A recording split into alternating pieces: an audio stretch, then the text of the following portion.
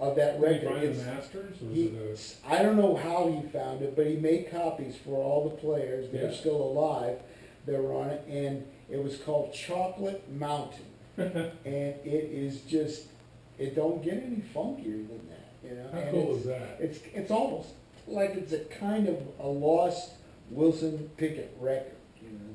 Man, so, I was gonna run down this list, but it blew me away when I was going through your, I've known you for a while, but I had no idea some of the people that As a percussionist, I've always felt I'm more of an R&B percussionist. Yeah. I would, if anything, I mean, my heroes were Jack Ashford, Eddie Bongo Brown, I'm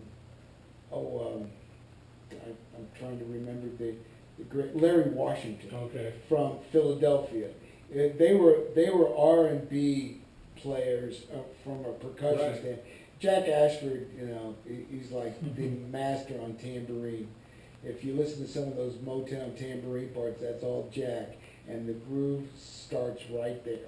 Jamerson and all those Yeah, guys too, yeah. but, so I've always been more of an R&B player. Well, I'm gonna read this to our audience because it's an unbelievable list here. I mean, I'll start with Percy Sledge, Wilson Pickett, Mavis Staples, Pop Staples, Clarence Carter, Millie Jackson, Bobby Womack, Etta James, Delbert McClinton, who I love, Johnny Taylor, Don Covey, Shamika Copeland, Michael McDonald, Andy Gibb, the Sanford Townsend Band, Art Garfunkel, Paul Simon, Pure Prairie League, Dr. Hook. I'm going to keep going because these are crazy. Roy Orbison, Emmylou Harris, Bob Seger, Beth Nielsen Chapman, Kim Carnes, the Freddie Jones Band, Mac McAnally, Joan Baez, the Iguanas, Leonard Skinner, Steve Forbert, Paul Anka, Tom Jones, Donovan, Ricky Skaggs, Sam Bush, Bella Fleck, Newgrass, which John Collins, one of my dearest friends. And so, I'm proud that I was on 2 or 3 Newgrass revival. It's always a challenge to put any kind of percussion in bluegrass, and I'm proud of those. Well, and Sam's first solo album too. Oh, you played I on got that to play too? on that, yeah. I would love to see them get back together and do a record. Never happened. You don't think so? No, and it's like those guys together went, on stage. It was always unbelievable, but yeah, there were some issues. Yeah. But John now is playing bass with Yeah, the the Dukes, Dukes. and Bale, of course, with the Flex, and Sam's got his thing going. So it's just my own selfish thing. I'd love to see them get back together and play well, again. yeah, I would like to see, but I would also like to. What was the band that was back in like '89? Strength in Numbers. Oh yeah, yeah. Whoa. Mark O'Connor, Yes. Edgar Meyer, That was Sam, what a band. Jerry Douglas, and Bela. It's like, holy cow. They're like bluegrass gods, What's and- Mark O'Connor doing these days? I think yeah, he's doing well. Yeah, he's Mark O'Connor. classical.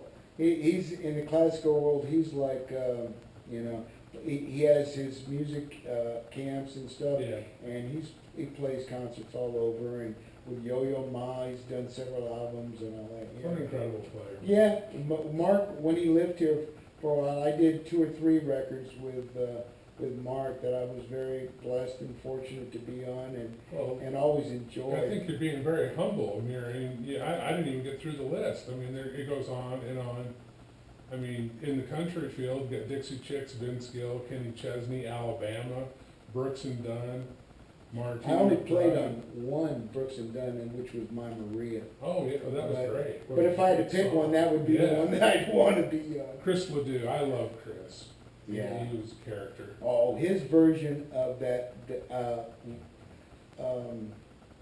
the Rascal Flatts did Life is a Yeah. Hole. We did a version I got to play on, he did a version of that song that just rocks. I did one album with him, and I'm kind of proud that I got to be on a Chris Ledoux. Chris was a real cowboy, man. He was. I lived in Idaho, and he lived in Wyoming, and I used to go over there and play. Yeah. We'd go play shows with him in Jackson Yeah. Hall. And everything, I never got to meet him, I just overdubbed, but I always heard that he was just the sweetest guy. Truly was a great man. Yeah.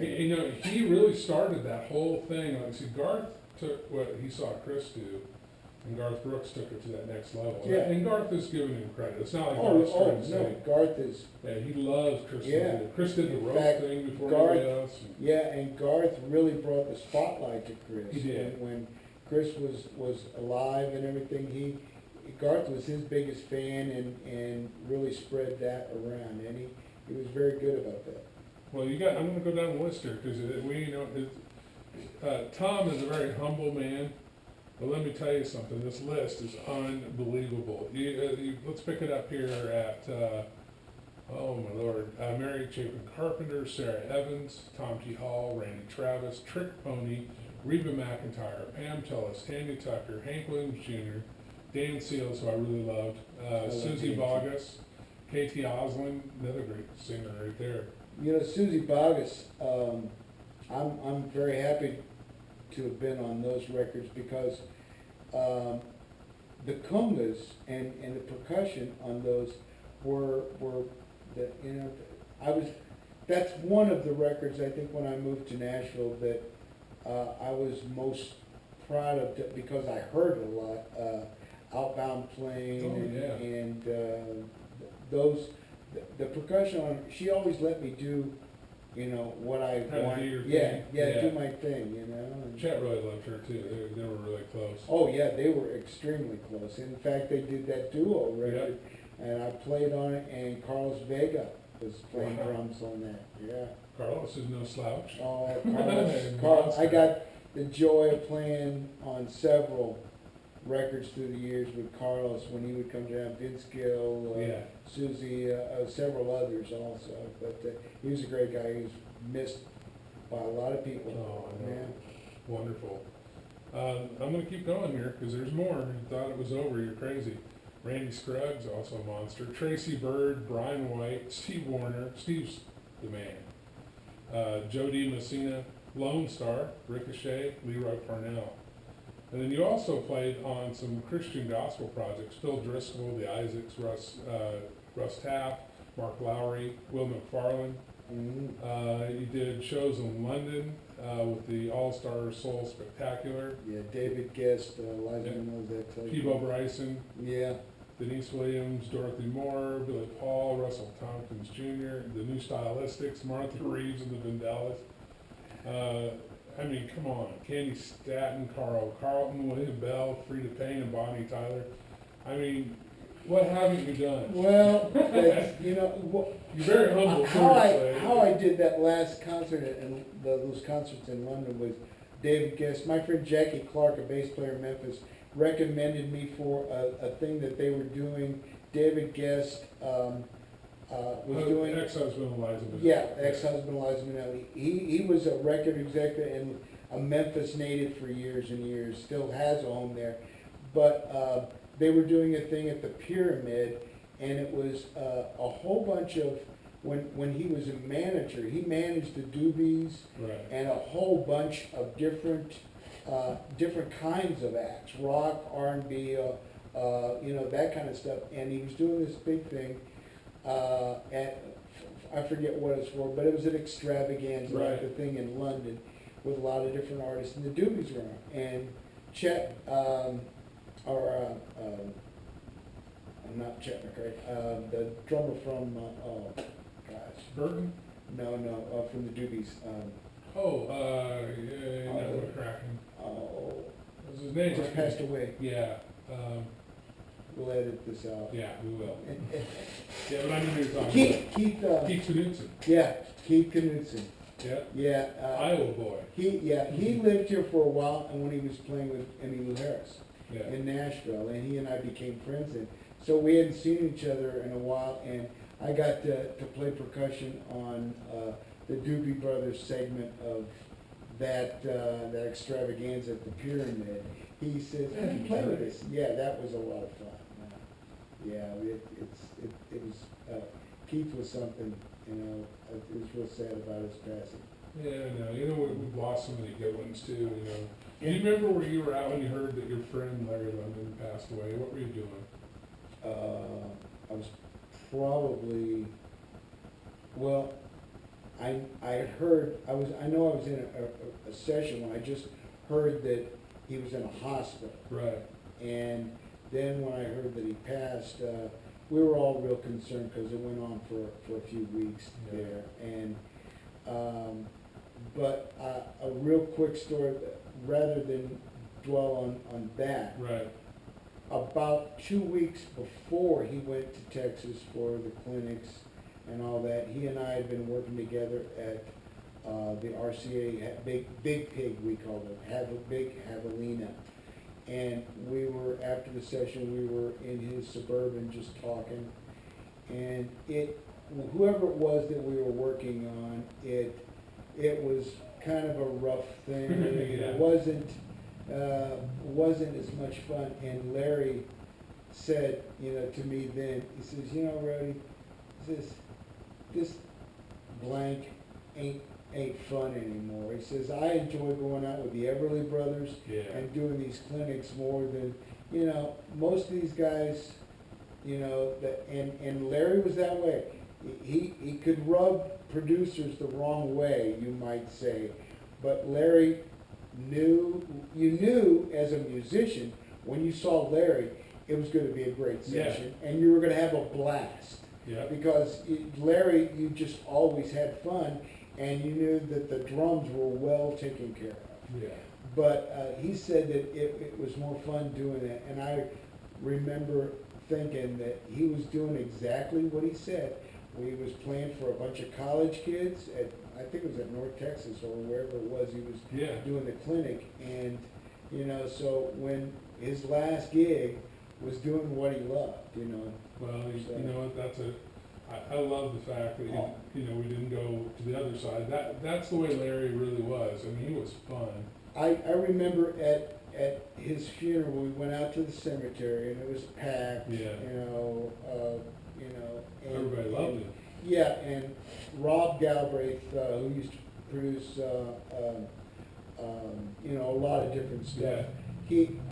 He and I were talking, and I said to him, you know, the first session I ever did in this town, you produced, and Larry London played drums on, and I said, it's never got any better than that. And that was How that true day, is and it really was. I mean, Larry was an absolutely incredible guy. Even if you didn't know him, he made you feel like you were friends. And Yes. just warm, giving, and that's kind of what I think that I've tried to do, is just be open to, you know, don't be intimidated by new guys coming to town. Embrace them. Yeah. Help them out, you know? I mean, we're all in this thing together, Exactly. really. You know, And to this day, I have guys almost every week call me up and ask me questions about how to get session work or whatever, and I do the same thing. Yeah, you got to pass it on. You know, Chet, I don't know if you knew this or not, but I opened a college in Idaho, and I worked with disadvantaged kids. I didn't And know. a lot of kids that have been in prison and were in prison. I got them out and taught them how to do Pro Tools and filmmaking. Wow, And I that's did it great. because Chet asked me. Applaud you. Well, you know, and not only for that, but No, Chet, but that's good Chet stuff. was the guy who said to me, right before he died, he called me, the last time we ever talked, it was almost 30 days before he died. And he said, you know, he goes, this is probably the last time I'll ever talk to you. And it was a tough phone call, as you can imagine, because, I mean, he'd always just been there. And before I did any kind of business thing, I would always call him and say, Chet, what do you think of this? You know, I had that mentor there. And I realized at that moment, boy, this is going to be weird. When he's gone, he's gone. Yeah. And where I was going with it was he had said to me, listen, what I gave you, I want you to give away, because I had taken a little oath from him, you know, back in early 80s about, he said, do you want to take a quantum leap? I think I told you about that earlier. Yeah. And I said, yeah, I don't know what that means, but if you're offering it, I'm taking it. Well, part of the conditions of it were that I would have to give it away at some point. And so he asked me to spend 5 years of my life giving that to other people. And I did that. I did 5 years, and now I'm back down here. That's great. Working again. And I'm glad you're down here. I'm glad to be here too. And, I love having friends like you and people that get it. They're in the business. And like what you're doing here with this broadcast and what you're attempting to do now is, I've said this hundreds of times, that ultimately at the end of a musician's career there's two things that matter: the friends that Yes. you've developed in that whole thing, Absolutely. and your story. That's all there is. Isn't It's it? all about the stories. I had the pleasure of working, on the road. When I worked for Paul Anka on the road 10 out of 14 years. Wow. I left him in '89 to go with.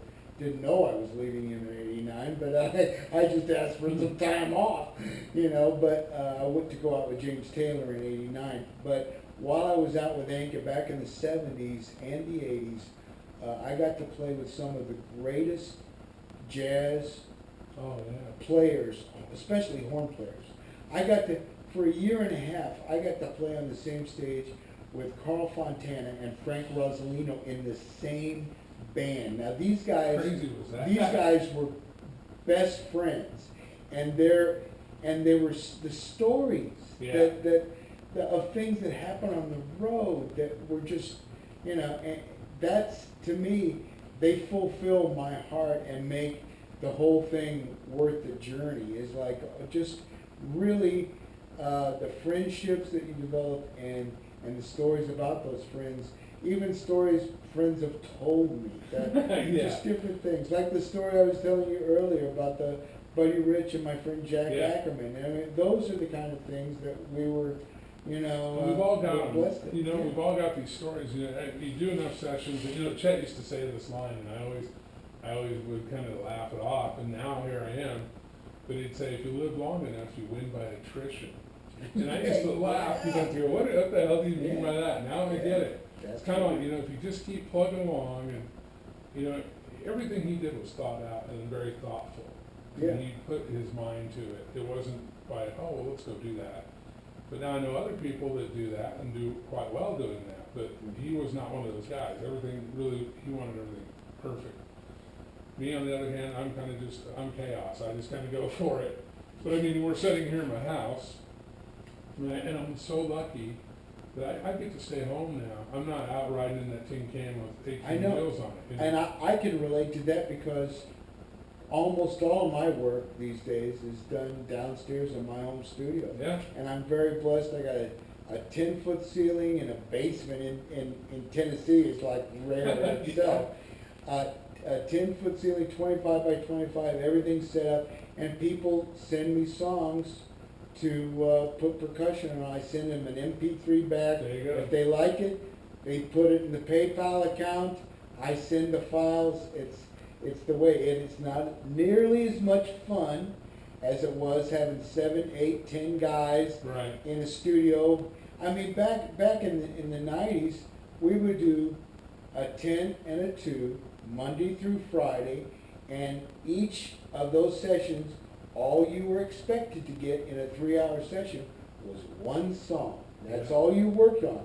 And now it's like, are you kidding? You're going to try to get 3 or 4 songs in a 3-hour session, and then it'll be farmed out to guys like me that have home studios to put their stuff, their work on, and sure, it's great, the technology, but there's a price for everything. And one of the things is just not being able to get together with your friends and play music the same way. So that's why most of us that Jones for that, we get in live situations with friends that you go out and you play, and it's more about the fun and the music than actually. So you make 40 to to 70 to maybe $100 on a Tuesday night at a club or whatever. It's not about that. It's about you're playing and you're enjoying yourself. You're doing what you love, you know. And I love that too. It's, yeah. You know, I just did a session with Brent Mason for David Frizzell. We did a new album for David. And Georgette Jones came in, George's daughter, and she sang a song. She sings her butt off, by the way. Sounds like Tammy. It was almost creepy. She really sounds like Tammy. And we were in there, and I know what you're saying. You brought it to my mind because all of us, I was looking over at Mike Johnson, the steel player, and Rob, the fiddle player, and I could see Brent. I could see everybody. And Mike, the bass player, was there. Yeah. And we all had this eye contact going, and we're playing, and there's a synergy in the studio because you know you're putting it down. This is going to be a record. Yeah. You know, and you know you've got to stay really focused, but yet there's this fun thing, and at the end of it, everybody gets up at the end of a great take, and all the overdubs are done. We did the whole album right there, one day. Wow. And it was, you know, great. it was kind of reminding me of like back in the 80s when I got down here, was doing those, what we call the midnight sessions. Oh, yeah. Where you do 10 songs. Or sometimes they call them the slams. Yeah. That kind of thing where you just, you get a run through, you do it, and you go on to the next song. Yeah. And there ain't no time for overdubs. It's, you got to get it on the fly. That's that kind it. of thing. Well, Yeah. this album for Zell's actually though just happened to work out. Where you know you got players like Brent and Rob, you know, in there that were able to, and Mike Johnson, of course, great steel player, they were able to just do it. Yeah. So after every song, we'd have about 10 or 20 minutes where they would do overdubs and they'd do their fills, get it perfect, moved on. Yeah. You know, and it can be done, but you got to have really, really great players to do that. Yeah, and you got to have seasoned players that I mean, a lot, like when I'm playing out live, and it's not just me, it's other players that are accomplished in a studio environment or whatever. Like if you've never even played the song before, and if you don't even have a chart, you can almost like 90% know where the song is going. Yeah. You know, you've got your forms, you know, of verse, chorus, verse, you know, bridge. When in doubt, way out. Yeah, when in doubt, Yeah. way, you know, exactly. Yeah. In fact, I learned a long time ago that for percussionist, it's knowing when and what not to play is just as important as knowing what and where to play, you know. Yeah. And so it's, you know, I think I've said jokingly a few times that some of my best parts have never made it on the record because laying out was the perfect part. That's awesome. You know what I'd like to do, we're about out of time. Sure. I'd love to have you come back on. I'd love to. And do, you know, you need to come down and cook with me. Oh, We're gonna yeah. do some barbecue. Oh, that's cool, yeah. But I want to take this part of the show out and talk a little bit about if you were speaking to somebody who's out there right now who's thinking, hey, I want to move to Nashville and try to be a session player. And I try to get this advice out because one of the things, and I know you're real big on it too, we want to help people. We're not here to hinder people. Yeah. What would you say to somebody new coming to town and trying to break into it? Like I mentioned earlier, people do call me and ask advice. How do I, get hooked up with different artists and stuff?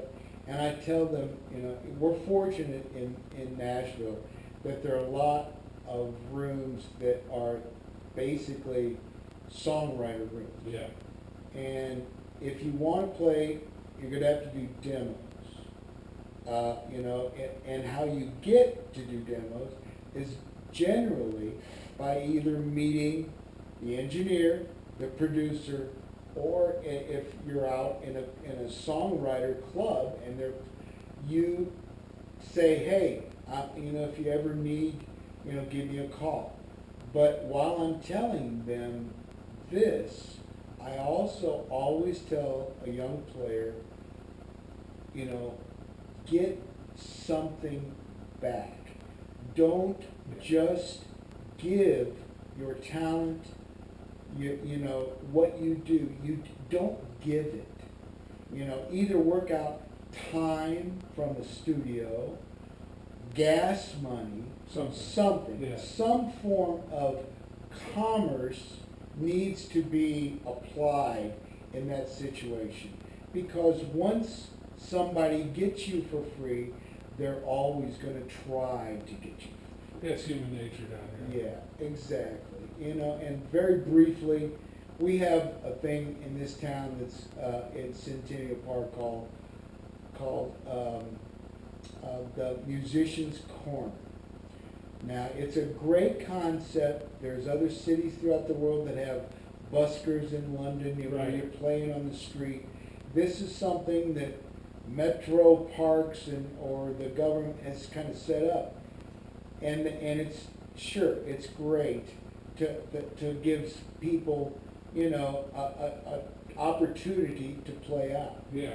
But no one gets paid anything for any of that. And I am just of the belief that when you work hard to learn your instrument and your craft, so to speak, of what you do, and you want to do it for a living, then you need to be compensated in some way. I agree. You know, even if it's like dinner, you know, something, because that way you're not giving, you know, and they don't, and you're not giving something for free, and the artist or whoever you're working for or with is not thinking that they got something for free. Yeah. You know, or you know, sometimes they'll delude themselves that they're giving you the break. They make it out to be that way, that you know, I'm your key to getting more work. If you do this for me, you know, I mean, one of the oldest jokes in recording is like, I'm a triple spec player.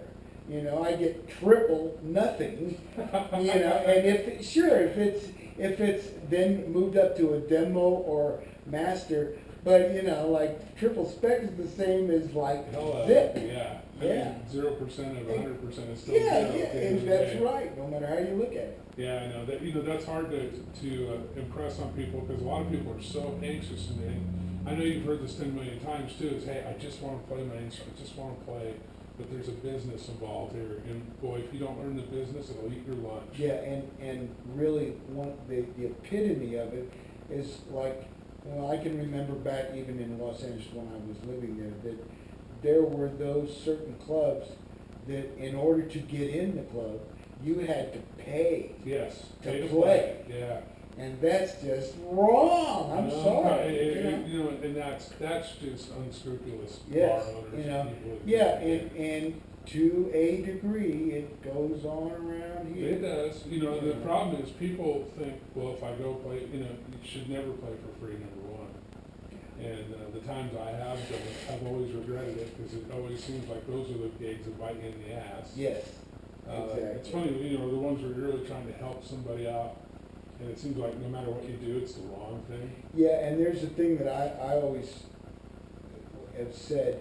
Sometimes in you know, a player plays on a record, you know, and the record becomes big. Yeah. I've got something in mind, but I ain't even gonna go there with it.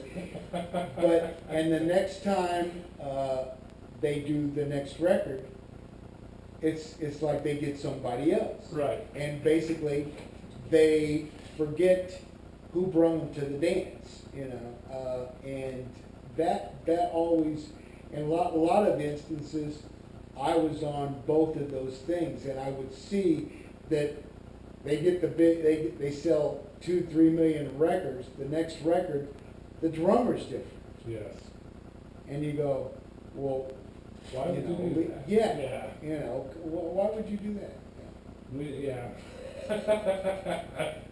But I love this show, because here, you know, there's so many things, you know, when I started doing the show, I thought, well, I'll tell all these stories, and then you realize, well, they're still alive, or, you know, I really can't do that. I mean, and it's funny, everybody that's come on has had that same thing about, well, yeah, I want to tell you this, but I'm afraid I don't want to, you know, I don't want to piss them off, because Exactly. they might still be alive, but, Exactly. you know, save it for the book. You should write a book. Several people have said that, and it, you know, it would be more just stories, and and I think I could put my personal path of how I got into this. I was having, like I said, I was having breakfast with Dennis Bryan from Yeah. the Bee Gees, and we were talking about how Dennis got into it later, like 15 years old. I got my first drum when I was 5. At 4, Spike Jones' TV show on Saturday night, I was hooked. These guys were laughing, having fun. They were making me laugh. They were all playing crazy instruments. Yeah. Everybody played 15 different instruments. They could read fly you know what on a page. And I didn't have any idea that till later on. But then I got my first drum at 5, and then at 13, 14, I read a Downbeat article on Hal Blaine, who He's had me on the show. that's great. He was my old inspiration for doing. Up to then, I thought Dennis Wilson played on every Bee Gees or a Beach Boys record. Right. That was all. And it's like, wait a minute, he's playing the Beach Boys, he's playing the Mamas Papas, he's playing Jane, you name everybody. it, everything. And I'm going, man, that's what. I never heard the word studio musician until this article in Downbeat on Hal. Plus the fact that he's getting his Ferrari and they have his 3 drum sets in 3 different studios, and I thought, that's just too cool. You gotta do that. Yeah, I want to do that. I want to do this, and through the grace of God and everything, 97, it really came full circle for me. I was out. I got to do 8 or 10 of the last shows with John Denver. Yeah. And my friend Ken Austin was the head of Apex Drum Company here in Nashville. I needed a drum kit. He said, whatever you need. So I'm a Mapex endorser. Hal Blaine, a Mapex endorser. Wow. At the same time, I'm doing John Denver. Hal Blaine did John Denver 8 years. That's right. 8 years. And I'm going, this is just too cool. I mean, the guy that was like my inspiration to do what I've been doing, I'm playing the same drums he endorses on the same gig that he did.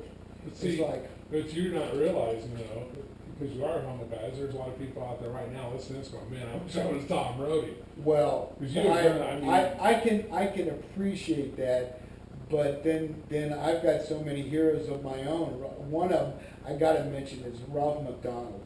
Ralph McDonald has been the man the percussionist that I've tried to emulate and play like. His time, his taste, his feel are known worldwide. I mean, Richard T said it, he's the clock, his time is perfect. Well, he's going through a bad time physically right now. He's been for the last 15 years on Buffett's band, which is arguably the coolest gig on the planet to play with Buffett, Exactly. And he's going through a hard time right now, and I just say my prayers for him, and that he's back and playing and everything, because as Hal Blaine was my inspiration for becoming a studio player, for what I do, it's always been Ralph McDonald. Yeah. He's the guy. Well, I got a lot of other killer percussionist friends too. No offense to them, but Ralph has been my kind of. I don't believe in idols, even American Idol. I don't like that. But the thing is what he's done and his body of work says it's just amazing. It took me 3 minutes to read yours. I think you should be proud of it. Well, thank you. I'm very proud of it. Yeah, I wouldn't necessarily exchange my discography with anybody else's. Because mine is very eclectic, from bluegrass to R&B and the rock. It's like all kinds of different stuff. I'm a very blessed musician. Well, we're out of time today, but, Tom, I'd love to have you on the show, and you're welcome anytime, you know that. Well, that's Open good. When door, man. if you're probably going to do a phone interview with Hal, but well, tell him. Why don't you come down and sit in on it? Hey, I might do that. I would love to have you here, because, Hal's the kind of guy that would love to hear that story right there. And my old employer, Don Randy, the owner of the Baked Potato, they were bandmates, for the Wrecking Crew for all